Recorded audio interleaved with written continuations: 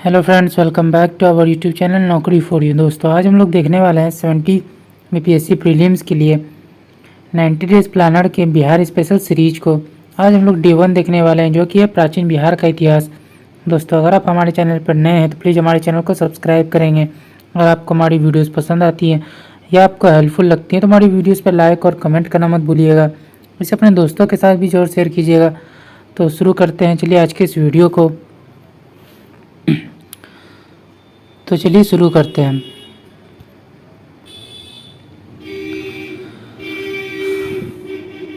तो सबसे पहले है प्राचीन बिहार का इतिहास।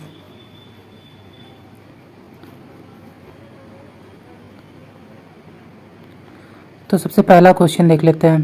तो सबसे पहला क्वेश्चन है, राजनीति रत्नाकर पुस्तक के लेखक कौन है? तो इसका जो आंसर है वो हो जाएगा ए, चंदेश्वर। इसके एक्सप्लेनेशन को देखते हैं। मिथिला के मंत्री चंदेश्वर ने अपनी रचना राजनीति रत्नाकर में राज के ब्रह्म नीति का आधार मंडल सिद्धांत बताया। यह भी षाडगुण्य सिद्धांत और साम दाम दंड और भेद के उपायों के प्रयोग का परामर्श देता है। अगला देखते हैं, उद्वंत प्रकाश के लेखक कौन थे? तो आंसर हो जाएगा ए, मौली कवि। उद्वंत प्रकाश के लेखक मौली कवि हैं। उद्वंत प्रकाश मराठी भाषा की एक महत्वपूर्ण साहित्यिक कृत है जो संत ज्ञानेश्वर के जीवन और दर्शन का वर्णन करती है। उद्वंत प्रकाश मौली कवि और संत ज्ञानेश्वर के बीच संवाद के रूप में लिखा गया है। इसके माध्यम से पता चलता है कि बहुत लंबे और कई वर्षों के संघर्ष के बाद उद्वंत सिंह की मृत्यु के बाद अंततः जगदीशपुर मुगलों के अधीन हो गया। उद्वंत प्रकाश में बिहार के जगदीशपुर के उज्जैनी राजपूतों का इतिहास है और इसे 1747 में लिखा गया था। अगला देखते हैं, मौर्यकालीन स्थापत्य कला के साक्ष्य बिहार के किस स्थान से प्राप्त हुए हैं? तो आंसर हो जाएगा 1 और 2, यानी पाटलिपुत्र और बराबर से। मौर्यकालीन स्थापत्य कला के साक्ष्य बिहार के पाटलिपुत्र स्थित कुम्हरार और गया जहानाबाद सीमा पर स्थित बराबर गुफा में देखने को मिलता है। कुम्हरार में चंद्रगुप्त के समय का भवन का भवनाशेष के रूप में अभी लंबी ईंटों का आधार देखा जा सकता है। दशरथ ने बराबर की गुफाओं का जीर्णोद्धार कराकर आजीविकों को दान में दे दिया था। अगला देखते हैं, बिहार पर गढ़वालों के आधिपत्य का प्रमाण किस स्रोत से प्राप्त होता है? तो आंसर हो जाएगा ए, मनेर ताम्रपत्र से। बिहार में गढ़वालों के आधिपत्य का प्रमाण जो है मनेर ताम्रपत्र से प्राप्त होता है। अगला क्वेश्चन है, बिहार की किन किन स्थलों से मौर्यकालीन अभिलेख जो है प्राप्त हुए हैं? तो 5 का जो आंसर है वो देख लेते हैं। तो आंसर है सी, यानी कि बिहार में लौरिया अरेराज, लौरिया नंदनगढ़, सासाराम, रामपुरवा से मौर्यकालीन जो भी अभिलेख है वो प्राप्त हुए हैं। इनकी जो लिपि है वो ब्राह्मी है। अगला क्वेश्चन है, बिहार से प्राप्त मौर्यकालीन अभिलेख किस भाषा में लिखे गए हैं? तो आंसर हो जाएगा बी, प्राकृत। बिहार से प्राप्त मौर्यकालीन अभिलेख जो है ब्राह्मी लिपि और प्राकृत भाषा के हैं। यह अभिलेख सासाराम, लौरिया अरेराज और लौरिया नंदनगढ़ से प्राप्त हुए हैं। अगला देखते हैं, बिहार की किस क्षेत्र के संबंध में बसातीनुल उंस का एक बहुमूल्य स्रोत है? तो आंसर हो जाएगा बी, तिरहुत।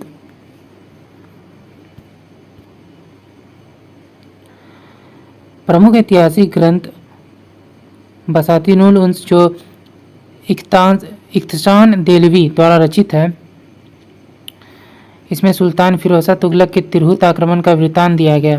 रिजकुल्ला की वकायतें, मुर्ताकी, शेख कबीर के अफसानाओं से भी 16वीं शताब्दी की बिहार की जानकारी प्राप्त होती है। मुगल काल में बिहार आने वाले प्रथम विदेशी यात्री कौन थे? तो आंसर हो जाएगा ये, मुल्ला तकिया। मुल्ला तकिया एक विदेशी यात्री था जिसने मुगल बादशाह अकबर के शासनकाल में जौनपुर से बंगाल तक की यात्रा की। उसने सल्तनत काल के बिहार के इतिहास का अध्ययन किया। अगला है, बिहार से प्राप्त अपक्षण अभिलेख के संबंध में दिए गए कथनों पर विचार करना है। कूट के माध्यम से सही विकल्प का चयन करना है। कौन सा कथन सही नहीं है? तो आंसर होगा 2 नंबर जो है सही नहीं है। इसके एक्सप्लेनेशन को देखते हैं। तो अफसर बिहार के तत्कालीन गया जिले में स्थित था, जो अब नवादा के अफसर गांव के रूप में है, जिसमें मगध के उत्तरावर्ती गुप्त वंश के आदित्य सेन का और अन्य शासकों का जिक्र हुआ है। इसमें आदित्य सेन की माता द्वारा एक बिहार और उसकी पत्नी द्वारा एक तड़ाग बनवाए जाने का उल्लेख है। अंतिम गुप्त शासकों का मौखरियों से प्रतिद्वंदिता का भी जिक्र है। अगला है बिहार प्रांत के आरा से प्राप्त देववरनाग का लेख तथा शाहपुर पटना एवं मंदार बांका से प्राप्त लेखों में जानकारी मिलती है। तो आंसर हो जाएगा डी, परवर्ती गुप्त वंश के बारे में। बिहार के आर्य से प्राप्त देववरनाग का लेख तथा शाहपुर पटना एवं मंदार बांका से प्राप्त लेखों में परिवर्ती गुप्त वंश के बारे में जानकारी मिलती है। देववर्मन के अभिलेख में परिवर्ती गुप्त शासक देवगुप्त, विष्णुगुप्त एवं जीवित गुप्त द्वितीय का नाम मिलता है। अगला देखते हैं, पाल शासकों के बारे में जानकारी देने वाले स्रोत क्या हैं? तो आंसर हो जाएगा डी, सभी हैं। देवपाल के मुंगेर अभिलेख से, नारायण पाल का भागलपुर ताम्रपत्र अभिलेख से, महिपाल प्रथम के नालंदा एवं मुजफ्फरपुर अभिलेख से, ये सभी है। अगला देखते हैं, नालंदा में स्थित बड़ा गांव नालंदा महाविहार का पता किसने लगाया था? तो आंसर हो जाएगा बी, कनिंगम। नालंदा में स्थित बड़ा गांव नालंदा महाविहार से 2 अभिलेख भी मिले हैं जिन पर नालंदा का नाम उत्कीर्ण है।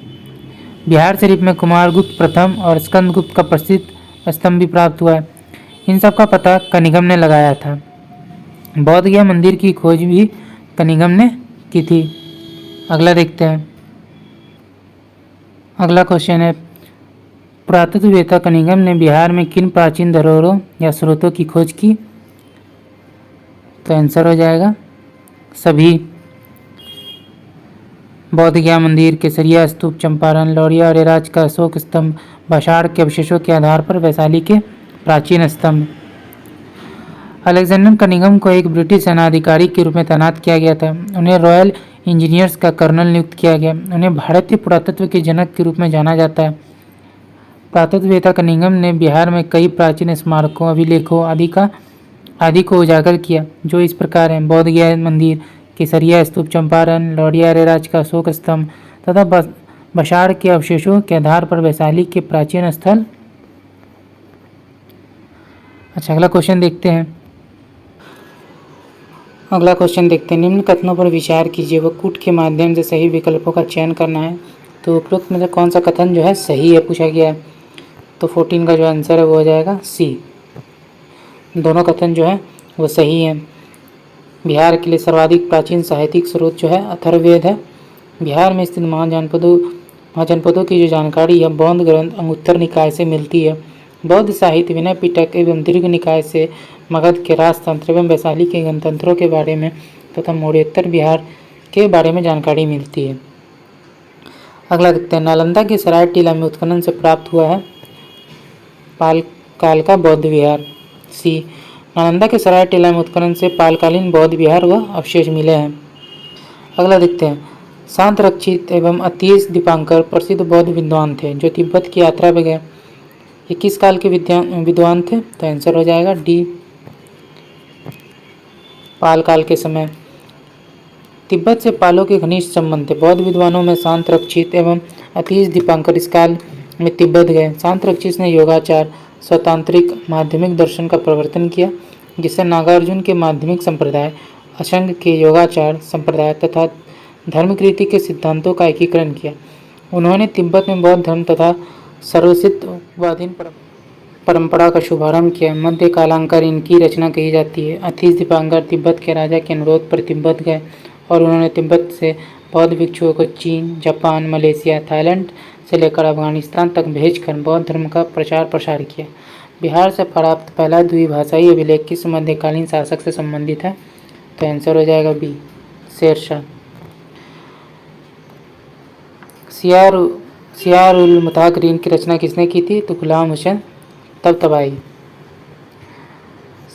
सियार उल मुताकरीन सैयद गुलाम हुसैन तबतबाई द्वारा लिखा गया था। सियार उल मुताकरीन क्लासिक के युद्ध का वर्णन करता है। यह 3 खंडों में है। पहला खंड हिंदुस्तान की भूगोल, जलवायु, पशु, संत उलेमा के बारे में बताता है और इसका इतिहास महाकाव्य युग से लेकर औरंगजेब के शासनकाल तक का है। दूसरा खंड औरंगजेब की मृत्यु से बंगाल के इतिहास को बताता है और मुर्शिदाबाद की निजामत, नवाबों के साथ अंग्रेजों के संबंध तथा बंगाल और बिहार में अंग्रेजी साम्राज्यता की स्थापना के साथ ब्रिटिश प्रशासनिक प्रणाली पर चर्चा करता है।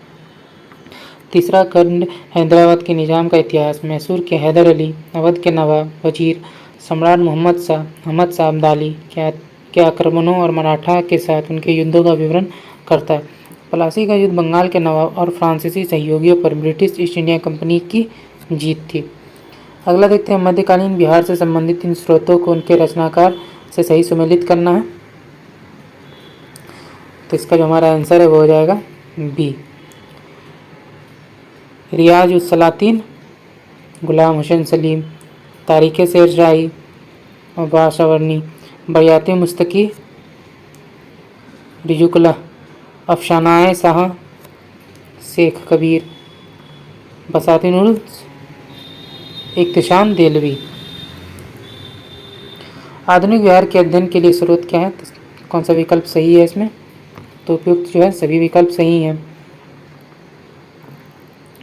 फ्रांसी बुकानन द्वारा संकलित विभिन्न report, district gazetteer, land survey and settlement report, Fort William Indian house correspondence series.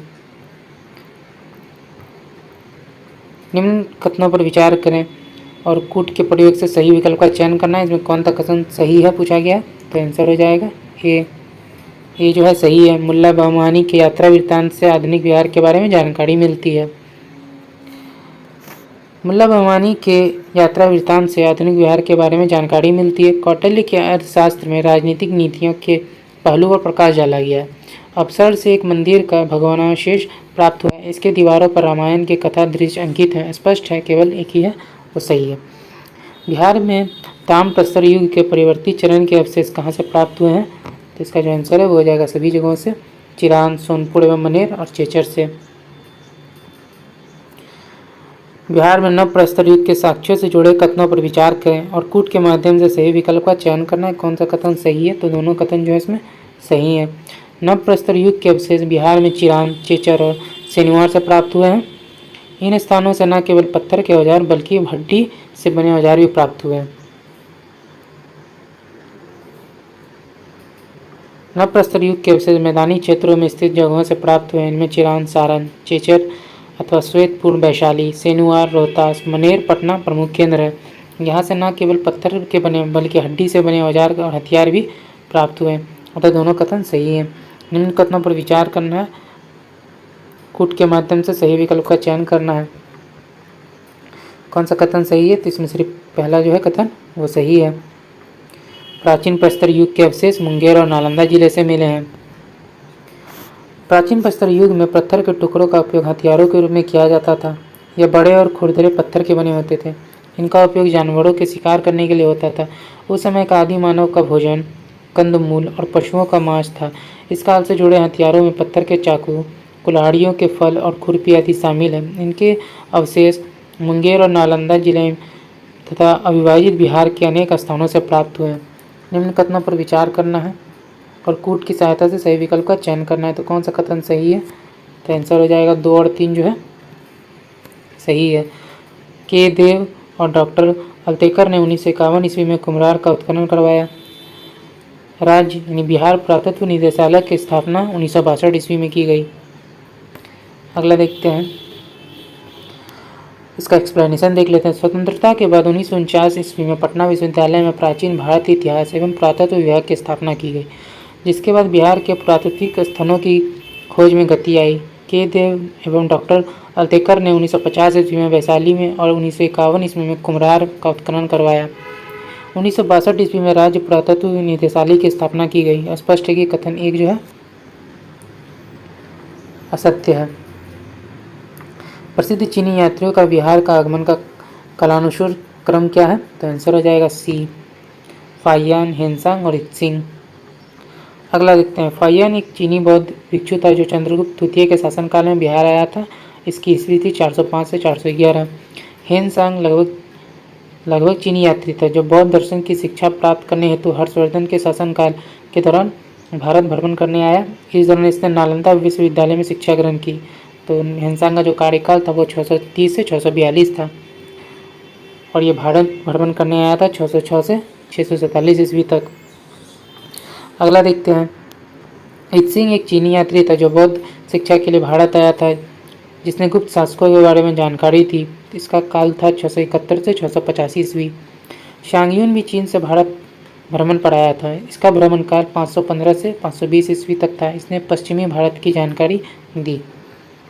अगला क्वेश्चन देखते हैं। ऋग्वेद में बिहार के क्षेत्रों के लिए किस शब्द का प्रयोग किया गया है? तो आंसर हो जाएगा बी 1 और 2, कीकट और व्रात्य। ऋग्वेद में बिहार के लिए कीकट तथा व्रात्य दोनों का प्रयोग किया जाता है। 1000 ईसा पूर्व से 600 तक बिहार में आर्यों का आगमन माना जाता है। ऋग्वेद में कीकट के शासक प्रेमगंध का उल्लेख मिलता है। अंग एवं मगध का उल्लेख अथर्ववेद में मिलता है। किस पुराण के अनुसार कीकट एक अपवित्र स्थल है तथा गया एक पवित्र स्थल है? आंसर हो जाएगा वराह पुराण। वराह पुराण के अनुसार कीकट एक अपवित्र स्थल है तथा गया एक पवित्र स्थल।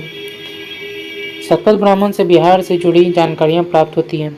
बिहार के भौगोलिक क्षेत्र की चर्चा सर्वप्रथम कहाँ से मिलती है? तो आंसर होगा बी सतपथ ब्राह्मण से। आरंभिक वैदिक काल तथा ऋग्वैदिक काल में आर्यों का विस्तार पूर्व दिशा में हुआ। इस क्रम में वे गंगा घाटी क्षेत्र में आकर बसे। इसी काल लगभग 800 ईसा पूर्व में रचित सतपथ ब्राह्मण में पहली बार वर्तमान बिहार के भौगोलिक क्षेत्र की चर्चा मिलती है। इस विवरण के अनुसार गंडक नदी के तट तक आने वाले नव आगंतुकों ने विदेह में निवास करना शुरू किया। अगला क्वेश्चन है, मिथिला राज्य के संदर्भ में दिए गए कथनों पर विचार करें और कूट के माध्यम से सही विकल्प का चयन करना है। तो कौन सा कथन सही है? तो इसका आंसर हो जाएगा ए। 1 और 2 जो है सही है। मिथि जनक के द्वारा इस राज्य की स्थापना की गई। विदेह राज्य का सर्वप्रथम उल्लेख सतपथ ब्राह्मण में मिलता है। मिथि जनक द्वारा मिथिला राज्य की स्थापना की गई थी। उपनिषद काल में विदेह ब्राह्मण धर्म का प्रसिद्ध केंद्र था।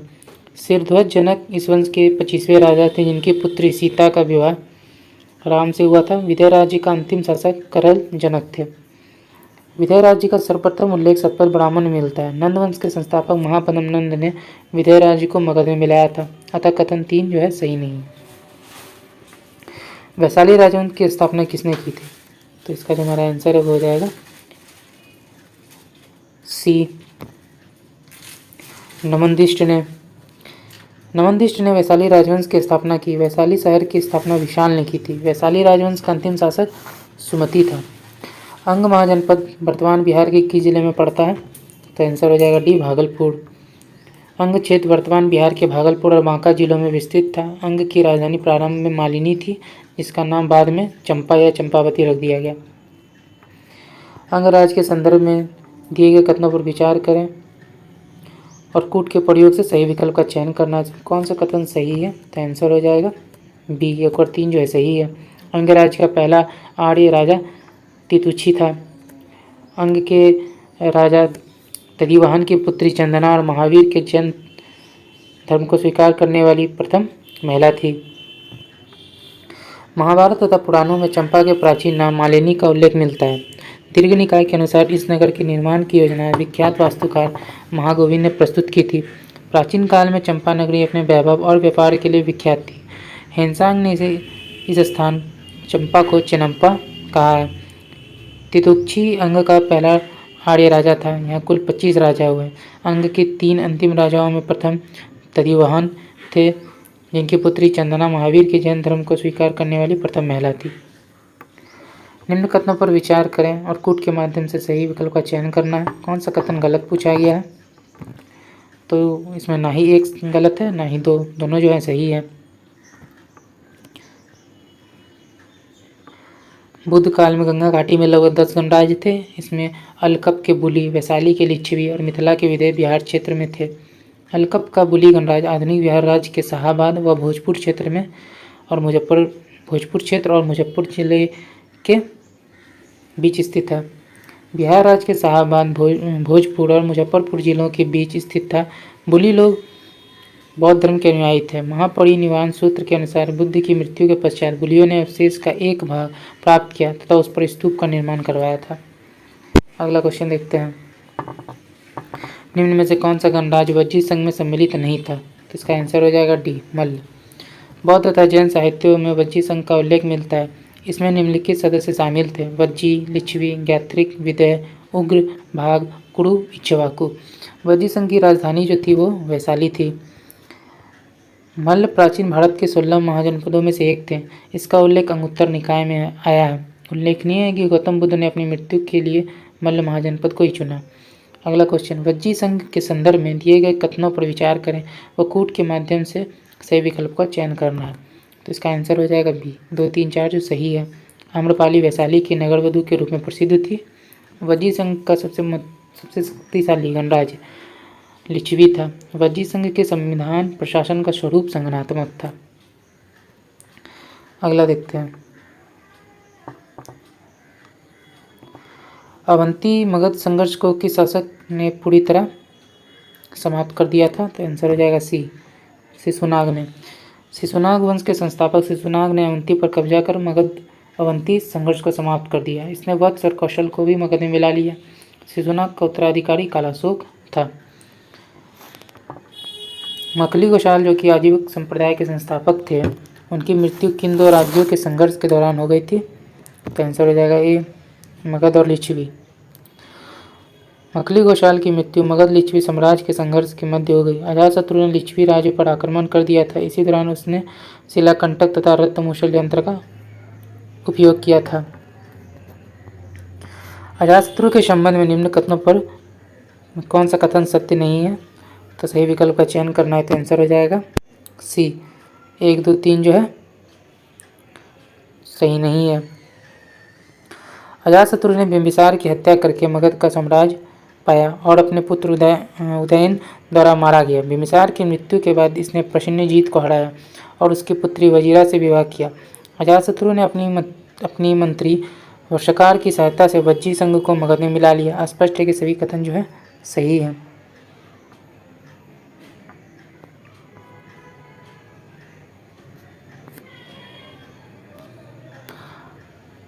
अगला क्वेश्चन देखते हैं, बिंबिसार हर्यक वंश का संस्थापक था। यह किस स्रोत में उल्लेखित है? तो आंसर हो जाएगा ए, महावंश। बौद्ध ग्रंथ महावंश के अनुसार हर्यक वंश का संस्थापक बिंबिसार 15 वर्ष की आयु में गद्दी पर बैठा था। इसके नेतृत्व में ही मगध साम्राज्य का विस्तार आरंभ हुआ। इसने अपनी राजधानी राजगिरी को बनाया तथा लगभग 52 वर्षों तक शासन किया। राजगिरी का वास्तुकार महागोविंद था। निम्न कथनों में किसके संदर्भ में कहे गए हैं? वैवाहिक संबंध द्वारा वत्सराज को मित्र बना लिया। गौतम बुद्ध के महापरिनिर्वाण के पश्चात उनके अवशेषों पर राजगिरी में स्तूप का निर्माण करवाया। वैशाली की नर्तकी आम्रपाली इसकी प्रेमिका थी। राजगिर की सप्तपाणी गुफा में महाकश्यप की अध्यक्षता में प्रथम बौद्ध संगति का आयोजन करवाया। तो ये कथन किसके बारे में कहेगा? तो यह है अजातशत्रु।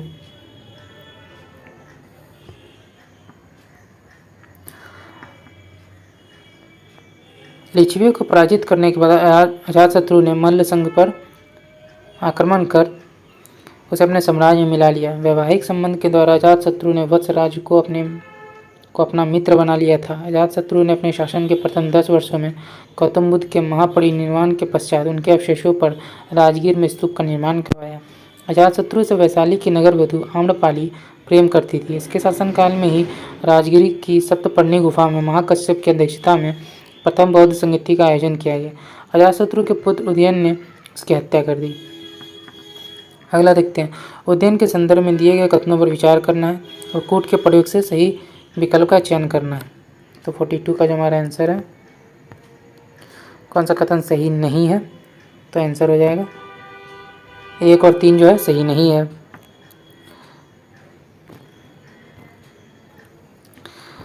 उदयन अपने पिता अजातशत्रु के शासनकाल में चंपा का राज्यपाल था। इसने गंगा और सोन नदी के संगम में पाटलिपुत्र नगर को बसाया तथा मगध की राजधानी राजगिरी से हटाकर पाटलिपुत्र में स्थापित की।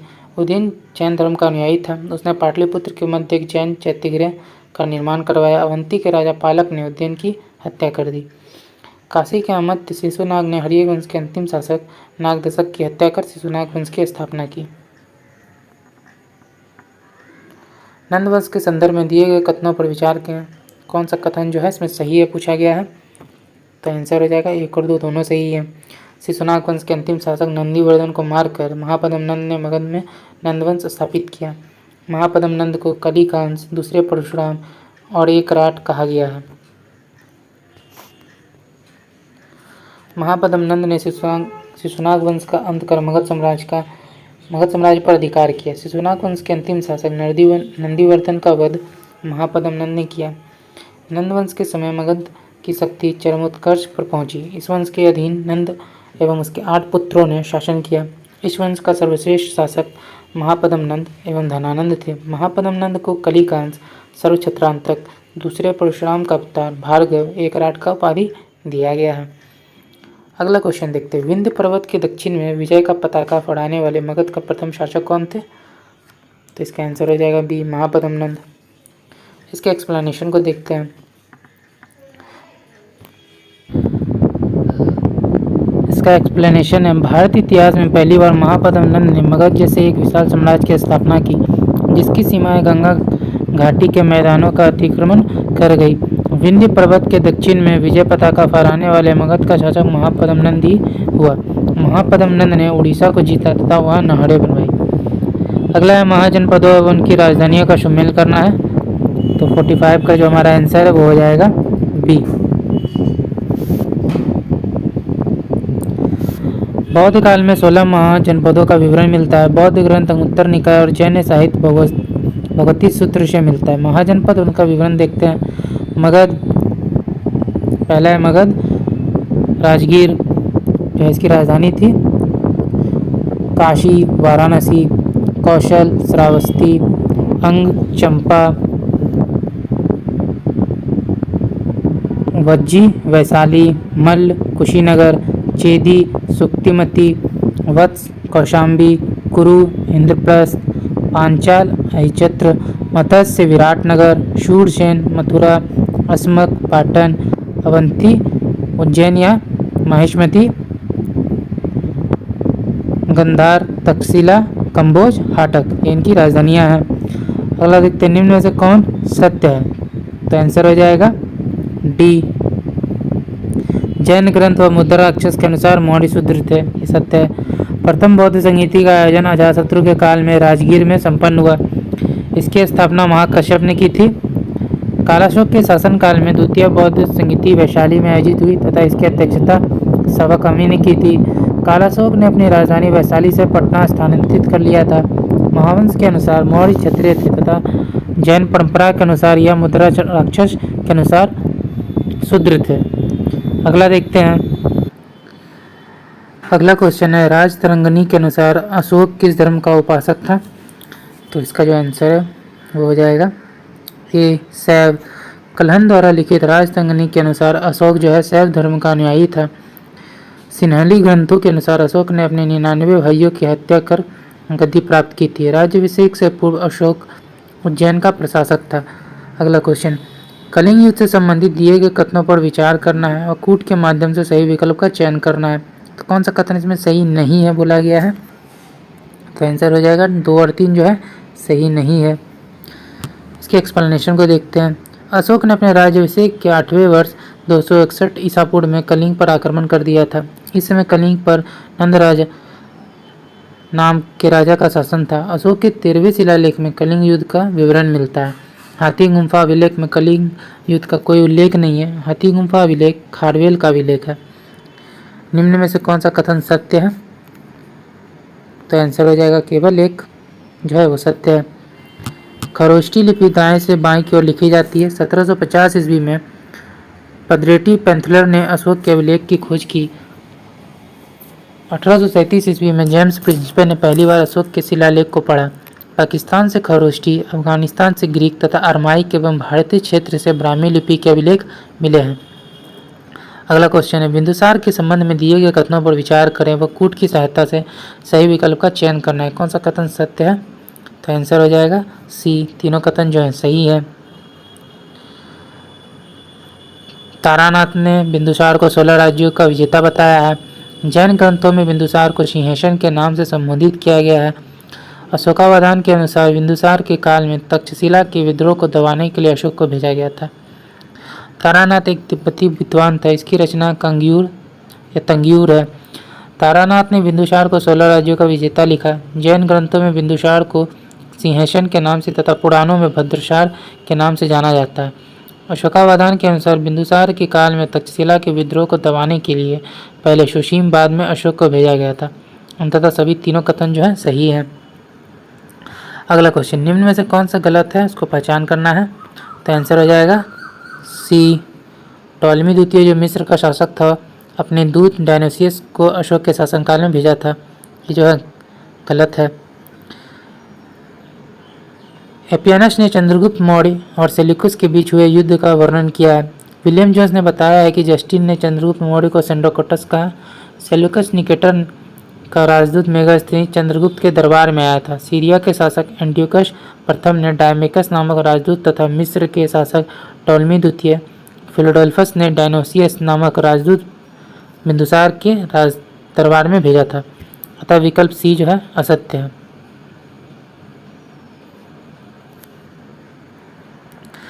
अगला देखते हैं, अशोक के संदर्भ में निम्न कथनों पर विचार करें और सही विकल्प का चयन करना है। तो कौन सा कथन सही है? तो आंसर हो जाएगा 1 और 3 जो है सही है। कश्मीर में श्रीनगर एवं नेपाल में ललित पाटन नामक नगरों की स्थापना की।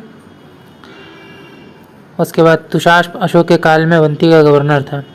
अशोक ने अपने साम्राज्य को 5 प्रांतों में विभक्त किया, परंतु संपूर्ण मौर्य राज्य की राजधानी पाटलिपुत्र में ही स्थित थी। अशोक ने कश्मीर में श्रीनगर एवं नेपाल में ललित पाटन नामक नगरों की स्थापना की।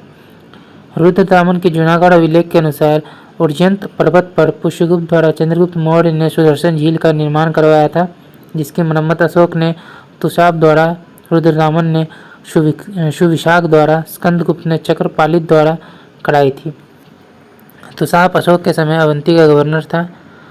अगला देखते हैं, अशोक के समय मौर्य साम्राज्य में 5 प्रांतों का उल्लेख मिलता है, जिसमें से एक प्राची या प्राची प्रांत की राजधानी क्या थी? तो इसका आंसर हो जाएगा डी, पाटलिपुत्र। अशोक के साम्राज्य के 5 प्रांत थे, उत्तरापथ, तक्षशिला, कलिंग, तोलसी, दक्षिणापथ, स्वर्णगिरी, पूर्वी राज्य, प्राची, पाटलिपुत्र, अवंती, उज्जैन। अगला क्वेश्चन है, निम्न कथनों पर विचार करना है और कूट के माध्यम से सही विकल्प का चयन करना है। में कौन सा कथन सही है? तो केवल 2 जो है सही है। अशोक द्वारा अपने पड़ोसियों के साथ मैत्रीपूर्ण संबंध का उल्लेख 13वें शिलालेख में मिलता है। पिंगलवत्स ने अशोक के संदर्भ में भविष्यवाणी की थी कि वह महान शासक होगा। यह सत्य हुआ। बिंदुसार के उत्तराधिकारी के रूप में अशोक 269 ईस्वी में शासक बना। सिंहली साहित्य के अनुसार अशोक ने अपने 99 भाइयों को मारकर सम्राट बना था। अशोक को प्रारंभ में चंडाशोक भी कहा जाता था।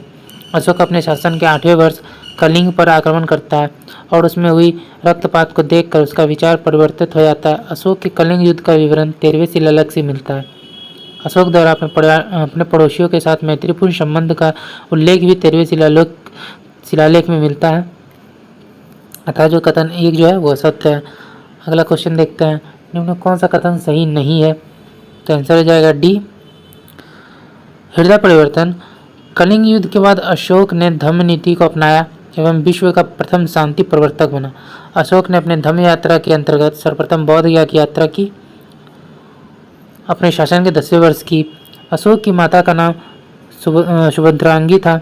चंद्रगुप्त अशोक के पिता का पिता था।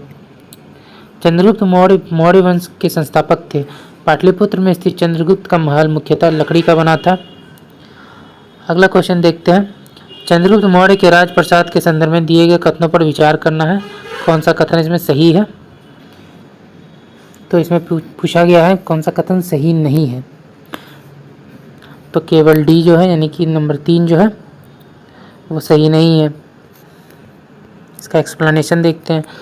चंद्रगुप्त मौर्य का राजप्रसाद कुम्हारन में स्थित है। कुम्हार से 80 स्तंभों वाले मौर्यकालीन सभागार या राजमहल के अवशेष मिले हैं। एरियन ने इस राजप्रसाद के संदर्भ में कहा है कि इसकी शान शौकत का मुकाबला ना तो सूसा और ना ही बेतना ही कर सकते हैं। फाहियन के अनुसार यह राजप्रसाद मानवकृत नहीं वरन देवों द्वारा निर्मित है। अगला क्वेश्चन देखते हैं, मौर्य प्रशासन के संबंध में कौन सा कथन सही है? तो आंसर हो जाएगा सी, तीनों कथन जो है सही हैं। केंद्रीकृत व्यवस्था था, करों का बोझ अधिक था, प्रशासन तंत्र कठोर थे। मौर्यकालीन प्रशासन एक मजबूत व केंद्रीकृत प्रशासन था, करों का बोझ अधिक था और प्रशासन व न्याय तंत्र बहुत कठोर थे। मौर्य काल में पाटलिपुत्र का प्रशासन 30 नागरिकों की सभा संचालित करती थी, जो 5-5 सदस्य की 6 समितियों में संगठित थी। यह विवरण मेगास्थनीज का है। केवल वह स्तंभ जिसमें अशोक ने स्वयं को मगध का सम्राट कहा है, तो आंसर हो जाएगा बी, भाब्रू स्तंभ। भाब्रू शिलालेख जयपुर के विराटनगर राजस्थान में स्थित है। विराटनगर में अशोक के 2 अभिलेख मिले हैं, भाब्रू और बैराट। अभिलेख में सम्राट अशोक द्वारा बौद्ध धर्म एवं संघ में आस्था प्रकट की गई है। इसमें अशोक के बौद्ध धर्म का अनुयायी होने सिद्ध होता है। इसे मौर्य सम्राट अशोक ने स्वयं उत्कीर्ण करवाया था। इसमें अशोक ने स्वयं को मगध का सम्राट बताया। अगला देखते हैं, निम्न कथनों पर विचार करना है, इनमें से कौन सा कथन सही है। तो आंसर हो जाएगा बी, 1 और 3 जो है सही है। चंद्रगुप्त मौर्य को भारत का मुक्तिदाता कहा जाता है। मुद्रा राक्षस में चंद्रगुप्त को वृषल कहा गया है। इसके एक्सप्लेनेशन को देखते हैं।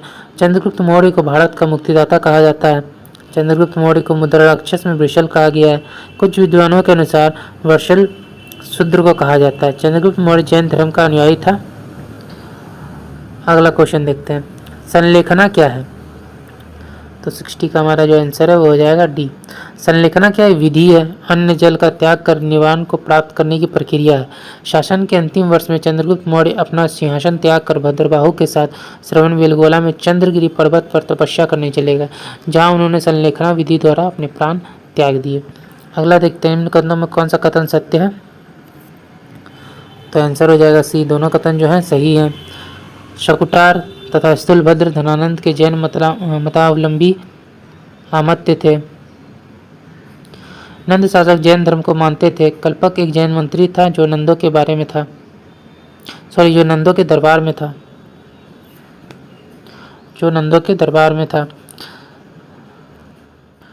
तो इसमें जो है दोनों कथन जो है सही है। शकुटार तथा स्थूलभद्र धनानंद के जैन मतावलंबी आमत्य थे। नंद शासक जैन धर्म को मानते थे। कल्पक एक जैन मंत्री था जो नंदों के दरबार में था। इसका एक्सप्लेनेशन देखते हैं। 7वीं सदी के चीनी यात्री हेनसांग ने भी नंदों की अतुल संपत्ति की रोचक कहानी सुना था। हेनसांग के अनुसार पाटलिपुत्र में 5 स्तूप थे जो नंद राजा के 7 बहुमूल्य पदार्थों द्वारा संचित कोषागारों का प्रतिनिधित्व करते थे। मगध की आर्थिक संपन्नता के कारण राजधानी पाटलिपुत्र शिक्षा साहित्य का केंद्र बन गया। वर्ष उपवर्ष वररुचि कात्यायन जैसे विद्वान भी नंदों के शासनकाल में हुए थे। नंद शासक जैन धर्म को मानते थे तथा उन्होंने अपने शासन में अनेक जैन मंत्रियों को नियुक्त किया था। कल्पक इन मंत्रियों में पहला था। स्थूलभद्र तथा एकटार धनानंद के जैन मतावलंबी अमाल थे। अतः दोनों कथन जो है सत्य है। अगला क्वेश्चन है, संस्कृत व्याकरण के महान विद्वान और अष्टधाई के रचनाकार पाणिनि किसके शासनकाल अथवा मित्र थे, किसके समकालीन अथवा मित्र थे। तो आंसर हो जाएगा डी, महापद्म नंद। संस्कृत व्याकरण के महान विद्वान और अष्टधाई के रचनाकार पाणिनि मगध नरेश महापद्म नंद के समकालीन एवं मित्र थे। पाणिनि ने पाटलिपुत्र में शिक्षा प्राप्त की। अगला क्वेश्चन है, अशोक के धम्म के संबंध में दिए गए कथनों पर विचार करना है, कौन सा कथन सही है। तो आंसर हो जाएगा 2 और 3 जो है सही है। अशोक द्वारा प्रतिपादित धम्म का वर्णन अशोक के दूसरे तथा 7वें स्तंभ लेख में मिलता है। धम्म का वर्णन बौद्ध ग्रंथ सिगोलावाद सूत्र में मिलता है।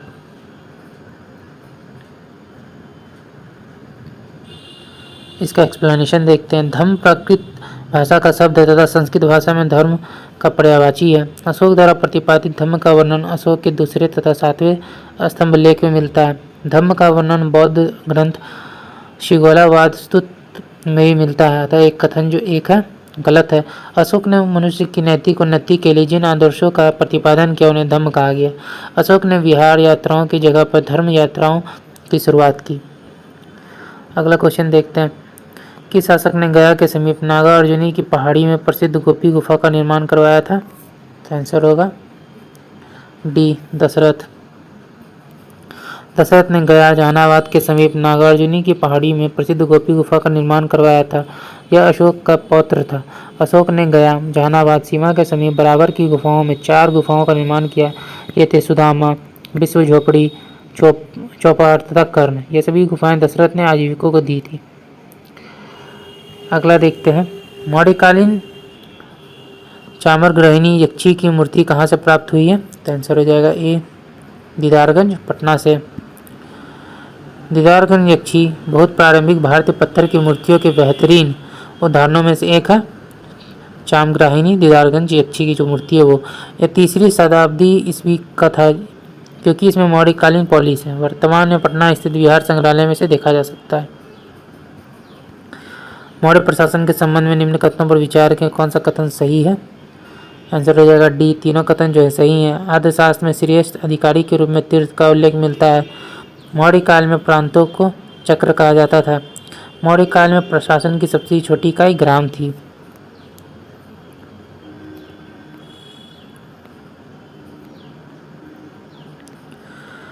इसका एक्सप्लेनेशन देखते हैं। मौर्य काल में सशस्त्र अधिकारी के रूप में तीर्थ का उल्लेख मिलता है, जिसे महामात्र भी कहा जाता था।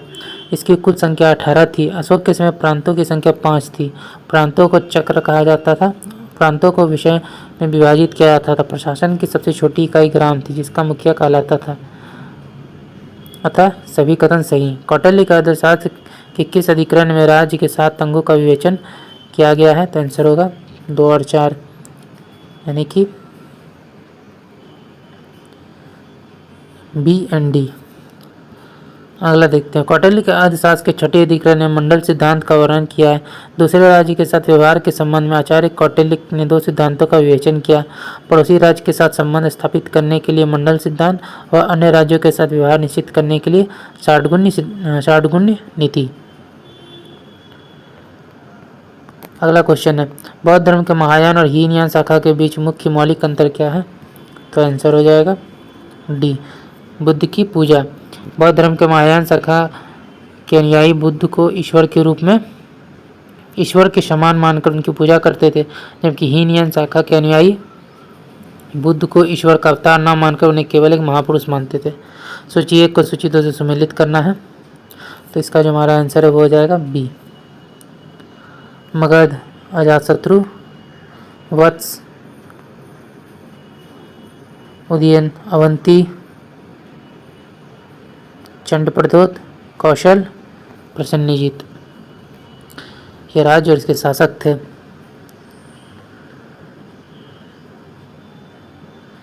कौटिल्य के अर्थशास्त्र में वार्षिक बजट तैयार करने वाला अधिकारी कौन था।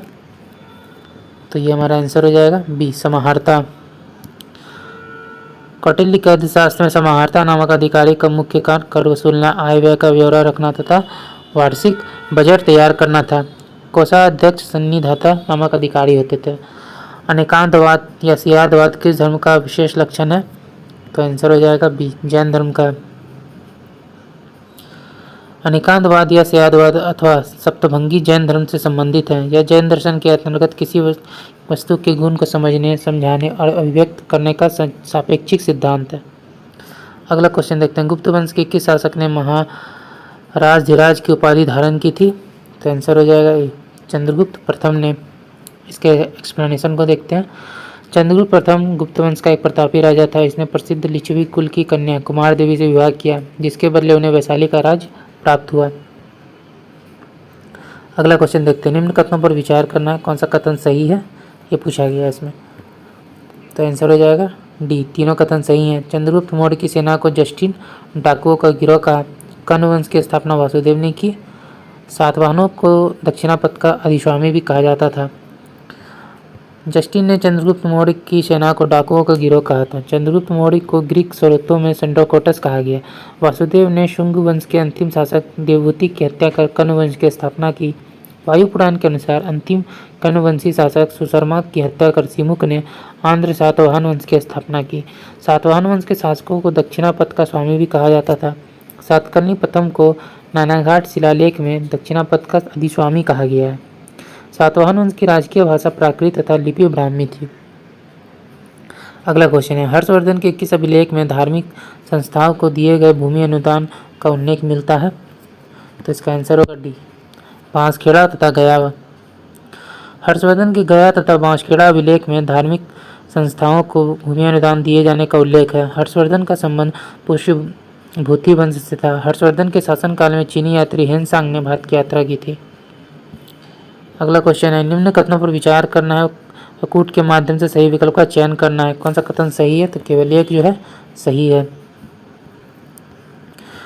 बिहार की राजधानी पटना के कुम्हरार से मगध सम्राट चंद्रगुप्त मौर्य के लकड़ी के महल का अवशेष प्राप्त हुआ है। पुरातात्विक खुदाई के दौरान इस स्थान से सोने के बैलों के टुकड़े भी मिले हैं, जो मगध साम्राज्य की समृद्धि और विविधता पर प्रकाश डालते हैं। बिहार टूरिज्म की वेबसाइट के अनुसार राजधानी पटना के कुम्हरार से खुदाई के दौरान मत्स्य अस्पताल मिला है। वर्तमान में कुम्हरार पार्क स्थित मत्स्य अस्पताल को आरोग्य विहार के नाम से जाना जाता है। यह मत्स्य अस्पताल 4वीं से 5वीं सदी का माना जाता है। इस स्थल पर अंकित धन्वंतरि के साथ एक छोटा सा बर्तन मिला है, जो इस बात पर बल देता है कि गुप्त काल में प्रसिद्ध चिकित्सक धन्वंतरि ने यह अस्पताल चलाया था। अगला देखते हैं, पुस्तकों एवं लेखकों का कौन सा युग में जो है सही सुमेलित नहीं है, तो आंसर हो जाएगा सी, वृक्षकटिकम कालिदास। इसके एक्सप्लेनेशन को देखते हैं। कृति कुमारी के लेखक सोमेश्वर हैं। इस रचना से चालुक्य वंश के इतिहास पर प्रकाश मिलता है। मुद्रा राक्षस विशाखदत्त की रचना है। इसमें मौर्यकालीन इतिहास पर प्रकाश पड़ता है। अष्टधाई की रचना पाणिनि ने की थी। अष्टधाई एक संस्कृत व्याकरण है। वृक्षकटिकम शूद्रक की कृति है। कालिदास की रचना मालिका अग्निमित्रम, अभिज्ञान शकुंतलम, मेघदूत आदि कालिदास की रचना है। अगला क्वेश्चन है, देवपाल को बौद्ध धर्म का पुनर्संस्थापक किसने कहा है, तो आंसर होगा सी, लामा तारकनाथ ने। देवपाल 810 से 850 ईस्वी के समय नालंदा एवं विक्रमशिला का काफ़ी विकास हुआ। तिब्बती बौद्ध धर्मावलंबी लामा तारकनाथ ने देवपाल को यह उपाधि दी। पाल वंश के संस्थापक थे गोपाल 750 से 770 ईस्वी, दूसरा धर्मपाल 770 से 810 ईस्वी, तीसरा देवपाल 810 से 850 ईस्वी। अगला क्वेश्चन, प्रसिद्ध बौद्ध लेखक हरिभद्र किस पाल शासक के राज्यसभा से संबंधित थे, आंसर होगा डी, धर्मपाल। पाल वंश के महान शासक धर्मपाल के राज्यसभा से प्रसिद्ध बौद्ध लेखक हरिभद्र का संबंध था। धर्मपाल ने 770 से 810 ईस्वी तक शासन किया। इसे परम सौगात से भी संबोधित किया गया है। गुजरात कवि सोठल ने धर्मपाल को उत्तरापद स्वामी की उपाधि से सम्मानित किया। विद्यापति के शासक के दरबार में कवि थे, तो आंसर हो जाएगा सी, शिव सिंह। विद्यापति महाराज शिव सिंह के दरबारी कवि थे। शिव सिंह का संबंध तिरहुत के वैनवाड़ वंश से था। विद्यापति को मैथिल कोकिल भी कहा जाता है। विद्यापति की रचनाओं में कृतिलता, गौरक्षा, विजय, पढ़ावली, भूपरिक्रमा, गंगा काव्यवली, दान वाक्यवली, विभाग सागर आदि हैं। गंधार कला के विकास का श्रेय किसे दिया जाता है, तो ठीक हमारा आंसर हो जाएगा बी, गंधार कला का हो जाएगा बी, यानी यूनानियों और भारतीयों को। इसका एक्सप्लेनेशन देख लेते हैं। भारत के पश्चिमोत्तर सीमांत से यूनानियों और भारत के मूर्तिकारों ने मिलकर एक नई प्रकार की कला को जन्म दिया, जिसे गंधार कला कहते हैं। यह कला बौद्ध धर्म से संबंधित थी। इस कला में कथानक भारतीय था, जबकि शिल्प यूनानी। गंधार कला का उदय कुषाण शासक कनिष्क प्रथम के समय हुआ।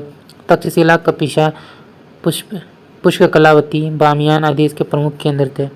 पुस्तक अर्थशास्त्र में सबसे पुराना खंड निम्नलिखित में कौन सा है, तो आंसर हो जाएगा डी, दूसरा और तीसरा। कौटिल्य का अर्थशास्त्र अत्यंत महत्वपूर्ण विविध ग्रंथ है। यह 15 अधिकरणों या खंडों में विभाजित है। इस पुस्तक का दूसरा और तीसरा खंड सबसे पहले का है। इसका प्राचीनतम अंश मौर्यकालीन समाज एवं राजतंत्र की झलक देता है। इसमें प्राचीन भारतीय राजतंत्र तथा अर्थव्यवस्था के अध्ययन के लिए महत्वपूर्ण सामग्री मिलती है। बुद्ध के जीवन में संबंधित बौद्ध धर्म के प्रतीकों को सम्मिलित करना है, तो इसका जो आंसर है वो हो जाएगा ए, मृत्यु, स्तूप, ज्ञान, बोधि वृक्ष, त्याग, घोड़ा, जन, कमल। 4, 3, 2, 1। अगला देखते हैं, निम्नलिखित में कौन बौद्ध परंपराओं में भावी बुद्ध माने जाते हैं, तो आंसर होगा सी, मैत्रेय। बोधिसत्व निर्वाण प्राप्त करने में सक्षम होते हुए भी उसे तब तक ग्रहण नहीं करते थे जब तक दूसरे व्यक्तियों को निर्वाण प्राप्ति के लिए मार्गदर्शन नहीं करते थे। यह मानव तथा पशु किसी भी रूप में हो सकते हैं। सभी बोधिसत्व में मैत्रेय बौद्ध परंपरा में भावी बोधिसत्व हैं। यह कलशधारी बोधिसत्व है। इनका प्रतीक नागेश्वर पुष्प है। इसके अतिरिक्त अवलोकितेश्वर को पद्मपाणि भी कहते हैं। इनका प्रतीक कमल है। यह प्रधान बोधिसत्व है। वज्रपाणि बोधिसत्व, इनका प्रतीक वज्र है। यह पाप तथा असत्य के शत्रु, सर्पों का संरक्षक तथा जीवन मृत्यु के संरक्षक है। अगला क्वेश्चन है प्रतिमोक्ष का तात्पर्य है, तो आंसर होगा सी, बौद्ध परंपरा के संज्ञेय नियम। प्रतिमोक्ष या प्रतिमोक्ष एक तरह की विधि निषेध है। इसमें 227 बौद्ध भिक्षुओं हेतु तथा 311 बौद्ध भिक्षुणियों हेतु संज्ञेय नियमों को रखा गया है। अनुशासन संबंधी विधि निषेधों के भंग हो जाने पर किए जाने वाले प्रायश्चितों का इनमें संकलन है। सूची 1 को सूची 2 से सम्मिलित करना है, तो ध्यानी बुद्ध और उनके बोधिसत्व हैं।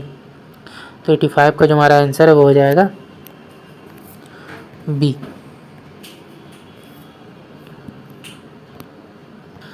तो इसका आंसर हो गया बी। तो बी को देख लेते हैं क्या है। अमिताभ, पद्मपानी, अक्षोभ्य, वज्रपानी, विरोचन, समंतभद्र, अमोघ सिद्धि, विषपानी। अगला देखते हैं क्वेश्चन, जैन ग्रंथ कुवलयमाला का लेखक कौन थे? तो आंसर होगा उद्योतनशूरी। जैन ग्रंथ कुवलयमाला के लेखक उद्योतनशूरी हैं। इस ग्रंथ की रचना उद्योतनशूरी द्वारा जालोर में रहकर 778 ईस्वी के आसपास की गई थी। यह एक प्राकृत ग्रंथ है। इस ग्रंथ में 18 देसी भाषाओं का उल्लेख किया गया है। इन 18 भाषाओं में पश्चिमी राजस्थान की मडु भाषा का भी उल्लेख मिलता है। वल्लभी में आयोजित जैन सभा की अध्यक्षता किसने की थी? तो 87 का आंसर हो जाएगा ए।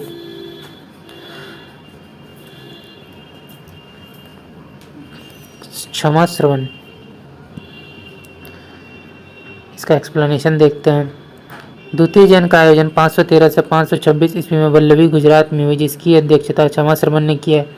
इसके अतिरिक्त चौथी 5वीं शताब्दी में मथुरा एवं वल्लभी में जैन सभाएं बुलाई गई, जिसमें मथुरा में हुई संगीति के अध्यक्ष खांडिल्य या स्कंदिल थे, जबकि वल्लभी सभा की अध्यक्षता नागार्जुन ने की थी। अगला है, गौतम बुद्ध के महापरिनिर्वाण के पश्चात उनके अवशेषों के वितरण में किसने प्रमुख भूमिका निभाई? तो आंसर होगा बी, द्रोण। 483 ईस्वी में कुशीनगर में 80 वर्ष की आयु में इनकी मृत्यु हुई। मृत्यु के उपरांत इनकी अस्थि अवशेषों को लेकर विवाद हो गया, जिसके 8 दावेदार थे। अतः द्रोण नामक विद्वान ने इनके अवशेषों का बंटवारा किया। अजातशत्रु मगध का शासक था। महाकश्यप प्रथम बौद्ध संगीति का अध्यक्ष था, जबकि उपाली नामक विद्वान ने विनय पिटक नामक ग्रंथ का संकलन किया था। अगला निम्न कथनों पर विचार करें, इनमें से कौन सा कथन सही नहीं है पूछा गया। तो आंसर होगा 2 जो है सही नहीं है। इसके एक्सप्लेनेशन को देखते हैं। महावीर स्वामी जैन धर्म के 24वें तीर्थंकर थे। ज्ञान प्राप्ति के बाद वे केवलिन जिन विजेता, अहर्थ, योग्य तथा निर्ग्रंथ बंधन रहित कहलाए। महावीर स्वामी ने अपने उपदेशों के प्रचार के लिए प्राकृत या आर्यमगधी भाषाओं का प्रयोग किया। नेति प्रकरण ग्रंथ गौतम बुद्ध के उपदेशों से संबंधित है। नेति प्रकरण, जैसे नेतिपाकरण या नीति भी कहा जाता है, यह एक बौद्ध ग्रंथ है, अतः केवल 1 और 3 सही है। निम्न में कौन सा सही नहीं है? तो आंसर होगा सी।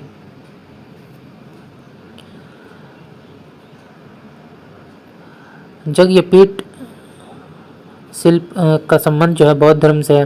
यज्ञपीठ स्तूप अमरावती आंध्र प्रदेश क्षेत्र में सबसे पुराने स्तूपों में से एक है, जो 2री शताब्दी ईस्वी का है। सातवाहन काल में वेलागिरी के रूप में जाने जाने वाला यज्ञपीठ स्तूप भिक्षुओं के लिए महत्वपूर्ण बौद्ध प्रतिष्ठान था। समय समय पर विभिन्न शासकों एवं व्यापारियों के अनुदान से यह बहुत भव्य एवं अधिक अलंकृत हो गया। अगला देखते हैं।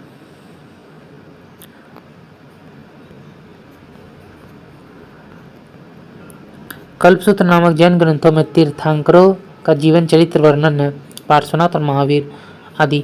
कल्पसूत्र में उल्लेख किया गया है कि पार्श्वनाथ क्षत्रिय थे। भद्रबाहु इसके रचयिता माने जाते हैं। प्राचीन नगर राजगिरी का वास्तुकार महागोविंद था। हर्यक वंश के संस्थापक बिंबिसार ने इस नगर की स्थापना महागोविंद की देखरेख में करवाया था।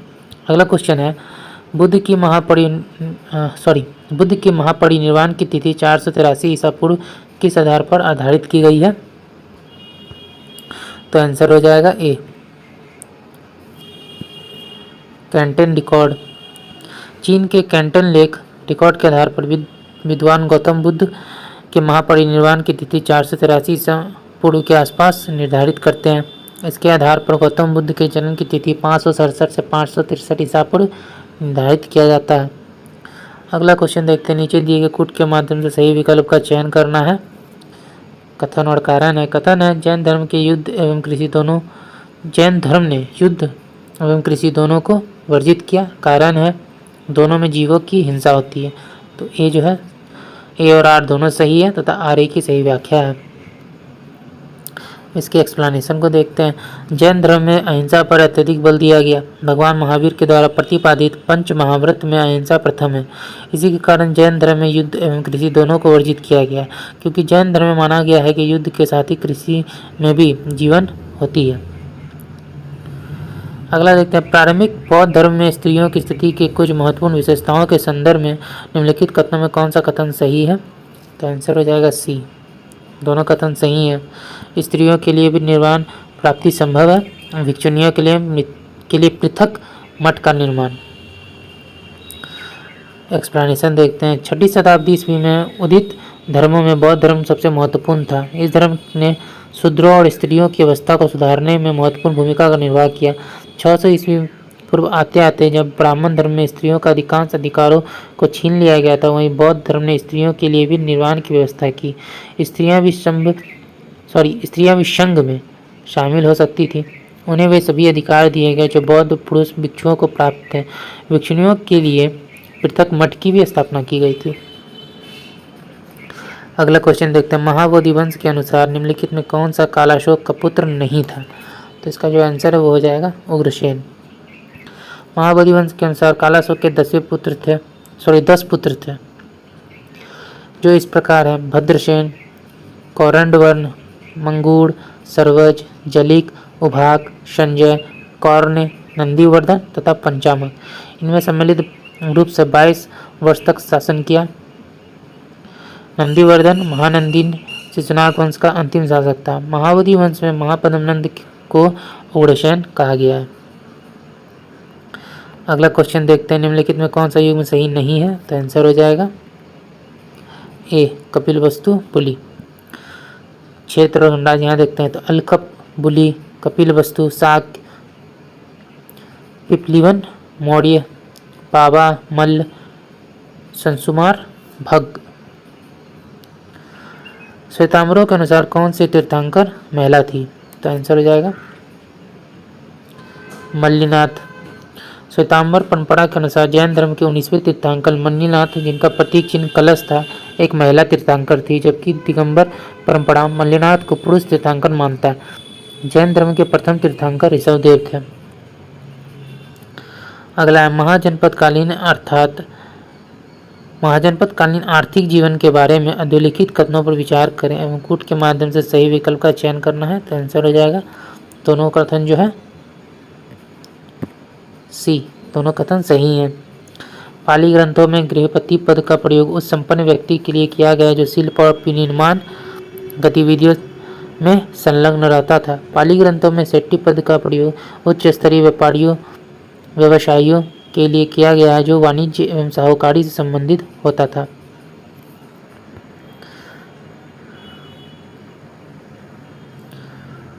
अगला क्वेश्चन देखते हैं। अंतिम 4 तीर्थंकरों व उनके चिन्हों को सम्मिलित कौन सा युग में जो है सम्मिलित नहीं है बोला गया? तो आंसर हो जाएगा बी, पार्श्वनाथ हाथी, महावीर सिंह, अरिस्टोनेमी शंख, नेमिनाथ नीलकमल। ये सभी जो है सही है। पार्श्वनाथ जो है जैन धर्म के 23वें तीर्थंकर थे। इनका चिन्ह जो है सर्पकर्ण था। जैन धर्म के पहले तीर्थंकर ऋषभदेव, आदिनाथ तथा अरिस्टोनेमी 22वें का उल्लेख ऋग्वेद में मिलता है। निम्नलिखित में कौन सा कथन सही नहीं है? तो आंसर हो जाएगा सी। विनय पिटक में बुद्ध की शिक्षाओं में अंतर्निहित दार्शनिक अवधारणाओं का संकलन है। त्रिपिटक बौद्ध धर्म का प्राचीन ग्रंथ है। इसमें बुद्ध की शिक्षाओं और उपदेशों का संकलन है। पद 3 भागों पिटकों में विभाजित है। विनय पिटक, सुत्त पिटक। विनय पिटक यह त्रिपिटक का हिस्सा है। यह मुख्य रूप से भिक्षु और भिक्षुणियों पर आधारित है। इसमें नियम और अनुशासनों का विस्तृत विवरण है। सुत्त पिटक देखते हैं, ये दूसरा है, और तीसरा है अभिधम्य पिटक। तो दूसरा सुत्त पिटक क्या है? इसका अर्थ धर्मोपदेशों से है। बुद्ध के कार्मिक विचारों और उपदेशों का संग्रह है। इसकी संख्या 5 है। दीर्घ निकाय, संयुक्त निकाय, खुद्ध निकाय, अंगुत्तर निकाय और मध्यम निकाय। निकाय। इसमें बुद्ध का भिक्षुओं को दिया गया उपदेश वर्णित है। अभिधम्म पिटक, इसमें दार्शनिक सिद्धांत का संग्रह मिलता है। निम्न में कौन सा कथन सत्य नहीं है? तो आंसर हो जाएगा ए, स्त्रीवाद जो है जैनों का एक संप्रदाय है, ये सही नहीं है। इसका एक्सप्लेनेशन देखते हैं। मगध के शासक कालाशोक ने अपने शासनकाल में वैशाली में बौद्ध धर्म की द्वितीय संगति का आयोजन किया। इसमें बौद्ध संघ में विभेद उत्पन्न हो गया तथा वह दो संप्रदायों में बट गया। ये थे स्त्रीवाद और महासंधि, अर्थात स्त्रीवाद बौद्ध धर्म से संबंधित है, ना कि जैन धर्म से। अगला क्वेश्चन देखते हैं। निम्न कथनों पर विचार करें। कूट का प्रयोग से सही विकल्प का चयन करना है। कौन सा कथन सही है पूछा गया है, तो आंसर हो जाएगा सभी कथन जो है 1, 2, 3 सही हैं। गौतम बुद्ध का जो शिष्य आनंद उनके अवसाने के समय उनके साथ कुशीनगर में थे। गौतम बुद्ध ने अपना पहला उपदेश सारनाथ में दिया था। इसे बौद्ध धर्म के धर्मचक्र परिवर्तन कहा गया। गौतम बुद्ध की प्राचीन मूर्तियों को मथुरा एवं गंधार में समकालीन समय में बनाया गया था। गंधार शैली के अंतर्गत सर्वाधिक बुद्ध मूर्तियों का निर्माण किया गया। अगला क्वेश्चन देखते हैं। जैन धर्म के संबंध में निम्न कथनों पर विचार करना है। कौन सा कथन सत्य है? तो 2 और 3 जो है सत्य है।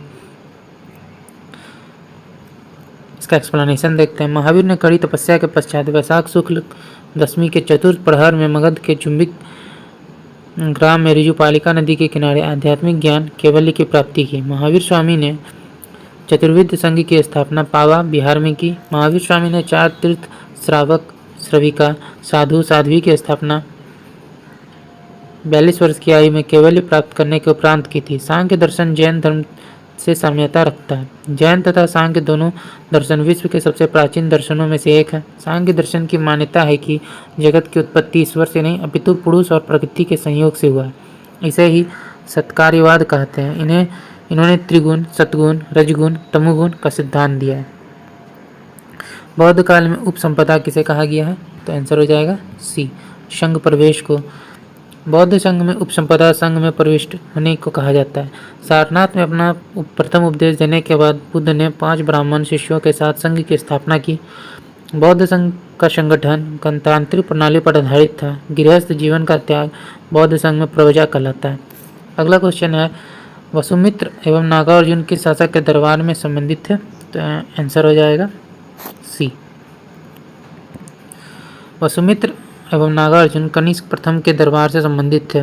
नागार्जुन ने बौद्ध धर्म के माध्यमिक शून्यवाद का प्रतिपादन किया, जबकि वसुमित्र के कनिष्क के काल में कश्मीर के कुंडलवन में आयोजित चतुर्थ बौद्ध संगति की अध्यक्षता की थी। अगला देखते हैं। बौद्ध मत तथा जैन मत के संदर्भ में निम्नलिखित में से कौन सा कथन सही नहीं है? तो आंसर हो जाएगा बी, दोनों ने ही एक साधारण तथा शुद्धवादी जीवन की पक्षधारिता की। ये जो कथन है सही नहीं है। बौद्ध जो है मध्यम मार्गी थे, जबकि जैन शुद्धतावादी थे। अतः जैन धर्म तो साधारण तथा शुद्धतावादी जीवन की पक्षधारिता करता है। महावीर के संदर्भ में दिए गए कथनों में विचार करना है। कौन सा कथन इसमें सही है? तो आंसर हो जाएगा बी, तीनों कथन जो है 1, 2, 3 सही है, 4 जो है गलत है। इसके एक्सप्लेनेशन को देखते हैं। महावीर जैन धर्म के 24वें तीर्थंकर थे। महावीर का जन्म 540 ईस्वी पूर्व वैशाली के कुंडग्राम में हुआ था। महावीर के बचपन का नाम वर्धमान था। महावीर के पिता सिद्धार्थ ज्ञात्रिक क्षत्रियों के प्रमुख थे। कैवल्य की प्राप्ति के महावीर के बाद जो है महावीर जो है जीन या अहर्त कहलाए। महावीर ने अपना प्रथम उपदेश बिहार राज्य में राजगीर में विपुलगिरी पर्वत पर दिया। उन्होंने अपना पहला उपदेश राजा श्रेणी को दिया था। महावीर स्वामी के इस उपदेश को वीर शासन उदया कहा जाता है। पावापुरी में महावीर ने अपने अंतिम उपदेश दिया था। अगला क्वेश्चन है। प्रथम जैन संगीति का आयोजन पाटलिपुत्र में हुआ था, जिसमें निम्न कार्य हुए। कौन सा कथन सही नहीं है? तो 107 का आंसर हो जाएगा ये, केवल एक जो है सही नहीं है। प्रथम जैन संगीति का आयोजन 300 ईसा पूर्व के आसपास पाटलिपुत्र में स्थलवद्ध की अध्यक्षता में संपन्न हुआ। यह सम्राट चंद्रगुप्त मौर्य की देखरेख में संपन्न हुआ। इस संगीति में जैन धर्म के महत्वपूर्ण 12 अंगों का प्रणयन किया गया एवं जैन धर्म के 2 भागों श्वेतांबर एवं दिगंबर में विभाजन हो गया। जैन धर्म ग्रंथों को अंतिम रूप से संकलित करने का कार्य द्वितीय जैन संगीति के दौरान वल्लभी में हुआ। अगला क्वेश्चन है, बौद्ध धर्म के संस्थापक गौतम बुद्ध ने गृह त्याग के उपरांत सर्वप्रथम कहाँ गए थे? तो आंसर हो जाएगा बी, वैशाली के समीप आलार कलाम के आश्रम में। सिद्धार्थ गौतम का बोधि प्राप्ति हेतु किया गया गृह त्याग ही बौद्ध दर्शन में महावृषक्रमण कहलाता है। गृह त्याग के उपरांत बुद्ध सर्वप्रथम वैशाली के समीप आलार कलाम के आश्रम गए और इनसे योग और सांख्य दर्शन की शिक्षा प्राप्त की। इस तरह आलार कलाम बुद्ध के प्रथम गुरु थे। अगला क्वेश्चन देखते हैं, बौद्धों के लिए कुछ कठोर नियम बनाए गए तथा अभिधम्म का संकलन हुआ तो किसमें हुआ है? तृतीय बौद्ध संगति में। तृतीय बौद्ध संगति का आयोजन अशोक के कालावधि में पाटलिपुत्र में मोगलीपुत्र तीर्थ की अध्यक्षता में 255 ईस्वी में ईसा पूर्व में संपन्न हुआ। इसमें बौद्धों के लिए कुछ कठोर नियम बनाए गए तथा अभिधम्म पिटक का संकलन हुआ। निम्न शासकों में कौन जैन धर्म के संरक्षक थे? तो आंसर हो जाएगा सी, 3 और 4। जैन धर्म को संरक्षण प्रदान करने वाले शासक उदयन वंदराजा, चंद्रगुप्त मौर्य, कलिंग नरेश खारवेल, राजा अमोघ वर्ष व चंदेल शासक अशोक, अजातशत्रु, कनिष्क आदि बौद्ध धर्म के संरक्षक थे। बौद्ध धर्म से संबंधित कथनों पर विचार कीजिए। कूट के प्रयोग से सही विकल्प का चयन करना है। कौन सा कथन सही है? आंसर हो जाएगा 1 और 2। इसके अनुसार वर्ण एक मानव निर्मित व्यवस्था थी और संघ में प्रवेश के इच्छुक व्यक्तियों के लिए वर्ण और जाति अप्रासंगिक थे। बौद्ध धर्म के अनुसार जो है वर्ण एक मानव निर्मित व्याख्या थी। संघ में प्रवेश के इच्छुक व्यक्तियों के लिए वर्ण और जाति अप्रासंगिक थी। बौद्ध धर्म के त्रिरत्न थे बुद्ध, संघ और धम्म। सम्यक दृष्टि, सम्यक ज्ञान तथा सम्यक व्यवहार जैन धर्म के त्रिरत्न है। स्तूप के बारे में निम्नलिखित में कौन सा कथन सही है? आंसर हो जाएगा बी, 1, 2 और 3। इसके एक्सप्लेनेशन को देखते हैं। स्तूप का विकास संभवतः मिट्टी के ऐसे चबूतरे से हुआ जिसका निर्माण मृतक की चिता के ऊपर अथवा मृतक की चुनी हुई अस्थियों को रखने के लिए किया जाता था।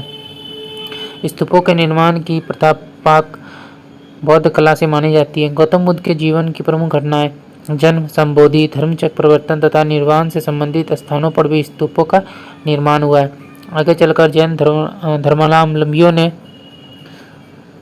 प्रारंभिक काल में स्मारक के रूप में ऐसे स्तूपों का भी निर्माण करवाया।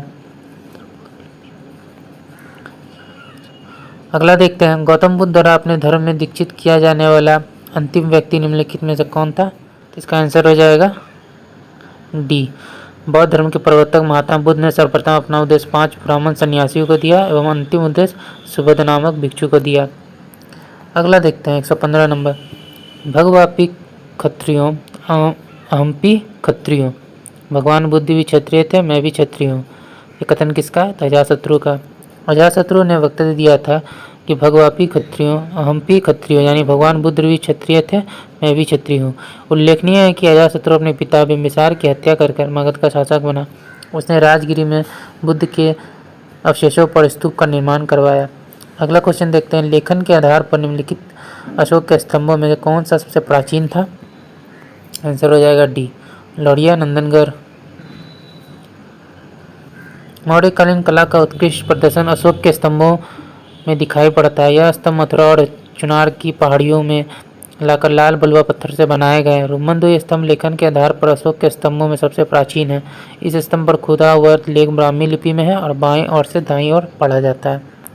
मौर्यों के समय कंटक शोधक न्यायालय का न्यायाधीश किस नाम से जाना जाता था? प्रदेष्टा। राज तथा नागरिकों के मध्य होने वाले विवाद का निर्णय करने वाले न्यायालय को कंटक शोधन न्यायालय कहा जाता था। यह फौजदारी अदालतें थी। प्रदेष्टा को फौजदारी न्यायालय का न्यायाधीश कहा जाता था। फौजदारी न्यायालय में मारपीट, हत्या, चोरी आदि के मामलों को निपटाया जाता था। निम्न में से कौन सा कथन सही है? आंसर हो जाएगा सी, ए और बी, यानी 1 और 2 दोनों सही है। अशोक के देवनाम प्रियदर्शी के रूप में पहचान देने वाला अभिलेख मास्कीय अभिलेख है। अशोक के बाद हुए मौर्य शासकों में दशरथ ने भी देवनाम प्रिय उपाधि का प्रयोग किया था। सर्वप्रथम मास्की लेख में अशोक का नाम पढ़ा गया है। मास्की लेख में देवनाम प्रिय अशोकश उत्कीर्ण है। मास्की कर्नाटक के रायचूर जिले में स्थित है। सम्राट अशोक के व्यक्तिगत नाम का उल्लेख मास्की, गुर्जरा, नेट्टूर तथा उडेगोलम के लेखों में मिलता है। अशोक के उत्तराधिकारियों में दशरथ ने भी शासन किया, जिसकी उपाधि देवनाप्रिय थी। अगला क्वेश्चन देखते हैं। मौर्य प्रशासन के संदर्भ में दिए गए कथनों पर विचार करना है और कूट के सहायता से सही विकल्प का चयन करना है। कौन सा कथन सही है? तो 1, 2 और 4। प्रशासन की सबसे छोटी इकाई ग्राम थी। ग्रामीण क्षेत्र में प्राप्त राजस्व को दुर्ग तथा शहरी क्षेत्रों से प्राप्त राजस्व को राष्ट्र कहा जाता था। राजकीय स्वामित्व वाली भूमि को सीता कहा गया। तो इसके एक्सप्लेनेशन को देखते हैं। मौर्यकालीन प्रशासन की सबसे छोटी इकाई ग्राम थी। मौर्य प्रशासन के अंगों को निम्न रूप से दर्शाया गया है। राष्ट्र, प्रांत, मंडल, कमिश्नरी जिसको कहा गया, फिर जनपद, स्थानिक, द्रोणमुख, सार्वत्रिक, संग्रहण, ग्राम। कौटिल्य के अर्थशास्त्र में उच्च स्तर के अधिकारियों को तीर्थ कहा जाता था। अर्थशास्त्र में 18 तीर्थों का उल्लेख मिलता है, जिसके अध्यक्ष को महामात्र कहा जाता था। मौर्य काल में ग्रामीण क्षेत्र से प्राप्त राजस्व को राष्ट्र कहा गया, जबकि नगर से प्राप्त राजस्व को दुर्ग कहा गया। राजकीय स्वामित्व वाली भूमि को सीता कहा गया तथा सीता से प्राप्त आय को भी समाहर्ता जमा करते थे। अगला देखते हैं। समाहर्ता के संदर्भ में दिए गए कथनों पर विचार करना है। कौन सा कथन सही है? तो इसका आंसर हो जाएगा सी। चारों कथन जो है सही है। समाहर्ता का कार्य राजस्व एकत्रित करना तथा जिला में कानून व्यवस्था देखना था। समाहर्ता आय व्यय का ब्यौरा रखता था तथा वार्षिक बजट भी तैयार करता था। समाहर्ता सबसे प्रमुख अधिकारी था, जिसकी नियुक्ति सीधे राजा द्वारा की जाती थी। अतः सभी कथन जो है सही है। अगला क्वेश्चन देखते हैं। निम्न में से कौन सा गणराज्य वज्जी संघ में सम्मिलित नहीं था? तो हो जाएगा मल्ल। बौद्ध तथा जैन साहित्यों में वज्जी संघ का उल्लेख मिलता है। इसमें निम्नलिखित सदस्य शामिल थे: वज्जी, लिच्छवी, ज्ञात्रिक, विदय, उग्र, भोग, कुरु, इक्ष्वाकु। वज्जी संघ की राजधानी वैशाली थी। मल्ल प्राचीन भारत के 16 महाजनपदों में से एक था। इसका उल्लेख अंगुत्तर निकाय में आया है। उल्लेखनीय है कि गौतम बुद्ध ने अपनी मृत्यु के लिए मल्ल महाजनपद को ही चुना। हर्षकालीन बिहार से संबंधित घटनाओं पर विचार करें। निम्नलिखित में कौन सा कथन गलत है? तो 1 और 2 जो है गलत है। हर्षवर्धन के समय बिहार राज्य में नालंदा विश्वविद्यालय प्रसिद्ध था। विक्रमशिला विश्वविद्यालय हर्ष के बाद निर्मित हुआ। वेनसांग ने नालंदा विश्वविद्यालय में 635 ईस्वी से 640 ईस्वी यानी 5 वर्षों तक अध्ययन किया। बौद्ध गया के महाबोधि वृक्ष को शैव शासक शशांक ने उखाड़ फेंका था। शशांक बंगाल का क्रूर एवं धर्मांध शासक था। अगला क्वेश्चन देखते हैं। किस शासक ने स्वयं को लिच्छवी दोहित्र कहा था? तो आंसर हो जाएगा बी, समुद्रगुप्त। चंद्रगुप्त प्रथम ने काफी प्रभावशाली लिच्छवियों के यहाँ शादी कर ली, जिससे समुद्रगुप्त का जन्म हुआ। इसने स्वयं को लिच्छवी दोहित्र कहा। लिच्छवी दोहित्र का अर्थ है लिच्छवी की पुत्री का पुत्र, अर्थात लिच्छवियों का नाती। समुद्रगुप्त को भारत का नेपोलियन कहा गया। चंद्रगुप्त प्रथम ने लिच्छवी राजकुमारी कुमार देवी से विवाह किया था। अगला क्वेश्चन। कनिष्क ने पाटलिपुत्र के किस बौद्ध विद्वान को अपने दरबार में प्रश्रय दिया था? तो आंसर हो जाएगा डी, अश्वघोष। कनिष्क पाटलिपुत्र के राजा को बुरी तरह परास्त किया तथा हरजाने के रूप में वह यहाँ से अश्वघोष, बुद्ध का भिक्षा पात्र तथा एक अद्भुत मुर्गा ले गया था। अगला क्वेश्चन देखते हैं। किस शासक से श्रीलंका के राजा मेघवर्मन ने गया में एक बौद्ध मठ स्थापित करने की अनुमति मांगी थी? तो समुद्रगुप्त। श्रीलंका के शासक श्री मेघवर्मन ने समुद्रगुप्त के शासनकाल में बोध गया के महाबोधि मंदिर के निकट महाविहारों का निर्माण कराया था। उस समय श्रीलंका के शासकों का बोध गया से घनिष्ठ संबंध था। उसने श्रीलंका से जाने वाले बौद्धों की सुविधा के लिए इसका निर्माण करवाया था। गुप्त काल की कलाकृतियों व चित्र के संदर्भ में निम्नलिखित कथनों पर विचार कर कूट के प्रयोग से सही विकल्प का चयन करना है। कौन सा कथन सही है? तो तीनों कथन जो है 1, 2, 3 सही है। बिहार के शाहाबाद क्षेत्र में गुप्तकालीन एक सुंदर कार्तिकेय की मूर्ति प्राप्त हुई है। राजगीर के मणिनाग मंदिर में पत्थर पर खोदे गए विष्णु, गणेश तथा नाग नागिनों के चित्र भी गुप्तकालीन है। राजगीर में स्थित जरासंध की बैठक का निर्माण इसी काल में हुआ, अर्थात सभी कथन जो है सही है। किसने यह वर्णन किया कि मध्य भारत के सभी देशों में मगध देश में सर्वाधिक नगर थे। धनपतियों ने जहाँ चिकित्सालय बनवाए थे, जहाँ रोगियों को मुफ्त भोजन तथा दवाई दी जाती थी। तो ये कथन था सी, फाहियान का। फाहियान ने यह वर्णन किया कि मध्य भारत के सभी देशों में मगध देश में सर्वाधिक नगर थे। धनपतियों ने यहाँ चिकित्सालय बनवाए थे जहाँ रोगियों को मुफ्त भोजन और दवाएं दी जाती थी।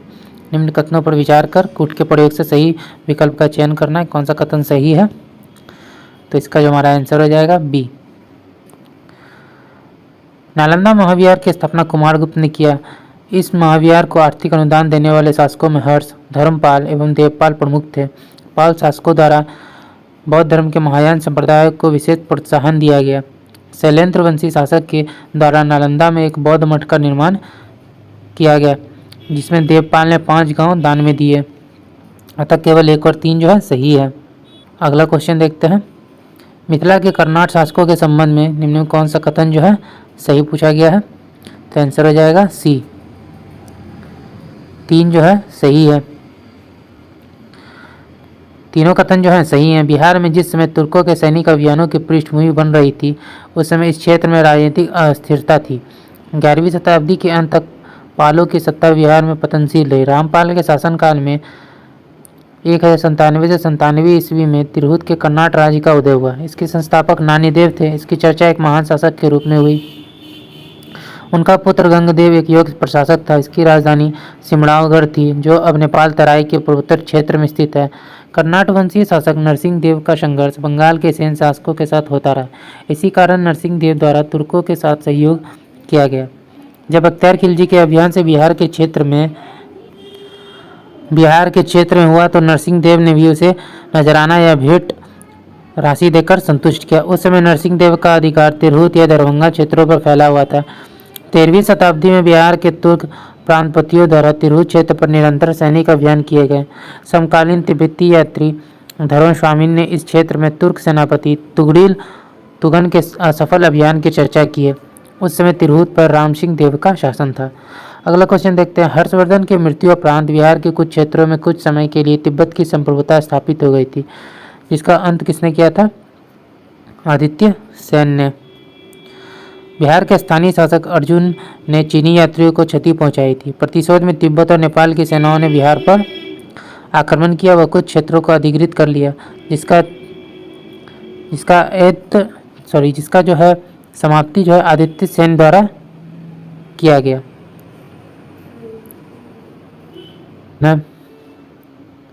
मगध के परिवर्ती गुप्त शासकों और उनकी उपाधियों को सम्मिलित करना है, तो इसका जो आंसर है वो हो जाएगा सी।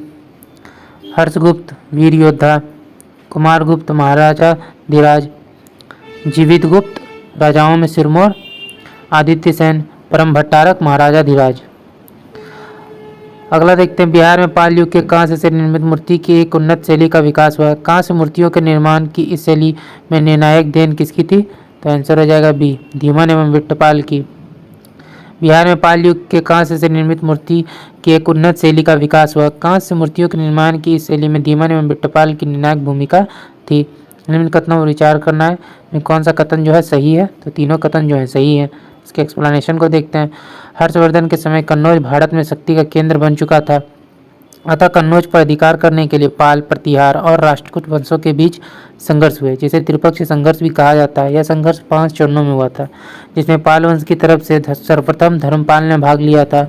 धर्मपाल का संघर्ष प्रतिहार शासक वत्सराज एवं राष्ट्रकूट शासक ध्रुव के साथ हुआ था, जिसमें ध्रुव विजयी रहा। धर्मपाल के बाद देवपाल, विग्रहपाल, नारायणपाल आदि ने त्रिपक्षीय संघर्ष में भाग लिया।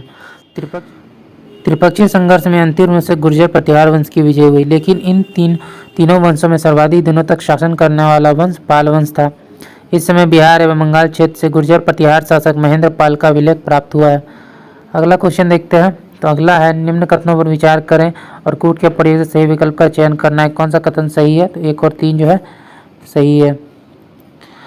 पाल शासक बौद्ध धर्म के अनुयायी थे। उन्होंने शैक्षिक संस्थाओं को प्रश्रय दिया। विक्रमशिला महाविहार की स्थापना धर्मपाल ने की। उसी ने नालंदा महाविहार को 200 ग्राम दान स्वरूप दिए। उदंतपुरी और जगदल विश्वविद्यालय भी पाल शासनकाल में संगठित हुआ। दक्षिण पूर्वी एशिया के द्वीपों से भी व्यापारिक और मैत्रीपूर्ण संबंध स्थापित किए गए। उस क्षेत्र के शैलेंद्र वंशीय शासक ने देवपाल से नालंदा में एक बौद्ध विहार के निर्माण की अनुमति प्राप्त की थी। सुलेमान ने पाल वंश को रोहिया कहा। अगला क्वेश्चन देखते हैं। कर्नाट वंशीय शासक हरि सिंह के संदर्भ में निम्न में कौन सा कथन सही है? तो आंसर होगा सी। दोनों कथन जो है सही हैं। कर्नाट वंश का अंतिम शासक हरि सिंह था। 1378 ईस्वी में कर्नाट वंश का पूर्णतः अंत हो गया। हरि सिंह देव एक महान समाज सुधारक के रूप में सक्रिय रहा। उसी के समय पंजी प्रबंध का विकास हुआ। फलस्वरूप पंजीकारों का एक नया वार्षिक संगठित हुआ। अतः दोनों कथन सही हैं। प्रसिद्ध मैथिली कवि विद्यापति के संदर्भ में दिए गए कथनों में कौन सा कथन सत्य है? तो इसका जो आंसर है वो हो जाएगा सी। तीनों कथन जो है सही है। प्रसिद्ध मैथिली कवि विद्यापति दरभंगा नरेश कृति सिंह एवं शिव सिंह के दरबार में थे। विद्यापति का जन्म दरभंगा जिले के वेनापट्टी थाना क्षेत्र के विस्पी गांव में हुआ था। विद्यापति के पिता का नाम गणपति ठाकुर और माता का नाम हासिनी देवी था। विद्यापति का पुत्र हरपति तथा पुत्री दुल्ही थी, जिसका वर्णन विद्यापति की रचनाओं में मिलता है।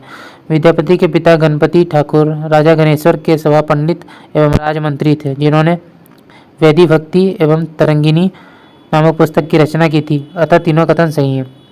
कर्नाट वंश कालीन विद्वान के संदर्भ में दिए गए वक्तव्य में कौन सा कथन गलत है? तो आंसर हो जाएगा डी। एक्सप्लेनेशन देखते हैं। गर्भविष्पी में कमदित्य त्रिपाणी नामक विद्वान ब्राह्मण रहते थे। वे कर्नाट वंश के दरबार में राजमंत्री थे। कर्मादित्य त्रिपाठी विद्यापति के वंश के आदि पुरुष विष्णु शर्मा ठाकुर के पौत्र थे। इस वंश के अधिकांश व्यक्ति राज दरबार से जुड़े हुए थे तथा विभिन्न पदों पर कार्यरत थे। इस वंश के वीरेश्वर ठाकुर नानी वंशीय शासक शत्रु सिंह एवं उनके पुत्र हरि सिंह देव के राज्य मंत्री थे। इन्होंने छंदों की दशपति नामक पुस्तक की रचना की थी।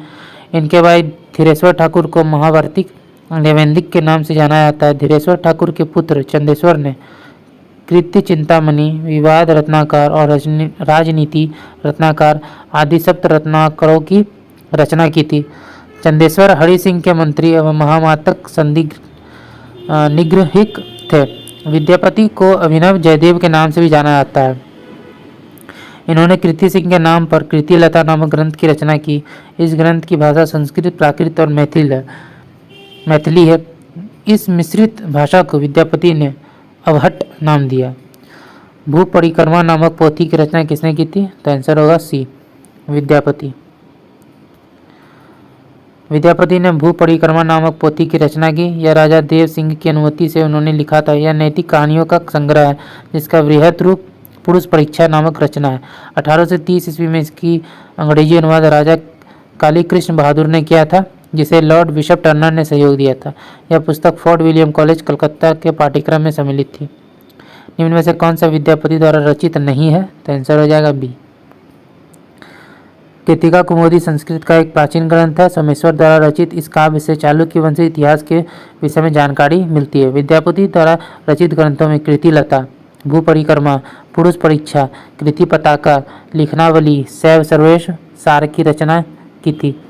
कृति पताका मैथिली भाषा में लिखी गई प्रेम कथाओं का संग्रह है। विद्यापति ने गंगा वाक्यवली, दान वाक्यवली, दुर्ग भक्ति तरंगिनी, विभागसार, वर्षकृत्य, गयापतन आदि पुस्तकों की रचना की। गंगा वाक्यवली विश्वास देवी एवं दान वाक्यवली नरसिंह देवी की पत्नी धीरमती से संबंधित है। सेन वंश के संदर्भ में दिए गए कथनों पर विचार करना है, कौन सा कथन सही है? तो 1 और 2 सही है। इसका एक्सप्लेनेशन देखते हैं। पाल वंश के पतन के बाद सामंत सेन के नेतृत्व में सेन वंश की स्थापना हुई। सामंत सेन पालों के दिन एक सामंत थे। हेमंत सेन के समय सेन वंशी पूरी तरह से स्वतंत्र हो गए। विजय सेन, बल्लाल सेन, लक्ष्मण सेन आदि शासकों ने बिहार एवं बंगाल क्षेत्र पर शासन किया। विजय सेन इस वंश का एक शक्तिशाली शासक था। विजय सेन की जानकारी देवपारा ताम्रपत्र लेख से मिलती है। विजय सेन ने कन्नाड वंश के शासक नान्य देव को पराजित किया। वह शैव धर्म का अनुयायी था। विजय सेन ने दान सागर और अद्भुत सागर नामक 2 पुस्तकों की रचना की थी। अतः कथन 3 जो है सही नहीं है। निम्न कथनों पर विचार करें, कूट के प्रयोग से सही विकल्प का चयन करना है। तो कौन सा कथन सही है? इसका जो आंसर है हो जाएगा 1 और 2 जो है सही है। इसके एक्सप्लेनेशन को देखते हैं। लक्ष्मण सेन सेन वंश का अंतिम शासक था। गीत गोविंद के लेखक जयदेव लक्ष्मण सेन के दरबार में रहते थे। लक्ष्मण वैष्णव धर्म के अनुयायी थे। सेन शासकों ने अपनी राजधानी नादिया और लखनौती में स्थापित की थी। सेन शासकों ने गया तक के क्षेत्र को जीत लिया था, जिसमें गढ़वाल शासक गोविंद चंद से संघर्ष करना पड़ा था। अगला देखते हैं। जिसमें बिहार बंगाल क्षेत्र में लक्ष्मण सेन का शासन था, उसी समय तुर्क मोहम्मद गौरी का सेनापति बख्तियार खिलजी का सैन्य अभियान पूर्वी भारत में बिहार बंगाल तक चल रहा था। इसमें बख्तियार खिलजी ने लक्ष्मण सेन को पराजित कर इस क्षेत्र को तुर्कों के अधीन ला दिया था। अतः 3 जो है असत्य है। तो दोस्तों आज का वीडियो यहीं तक था। आशा करते हैं वीडियो आपको पसंद आया होगा। अगर आपने वीडियो को यहाँ तक देखा, अभी तक हमारे चैनल को सब्सक्राइब नहीं किया, तो प्लीज़ हमारे चैनल को सब्सक्राइब करेंगे। यह हमारे 90 डेज प्लानर के बिहार सीरीज का पहला डे 1 था। अगर आपको हमारी वीडियो पसंद आई तो इसे अपने दोस्तों के साथ भी ज़रूर शेयर कीजिएगा। तो चलिए फिर मिलते हैं एक मज़ेदार वीडियो के साथ। जय हिंद।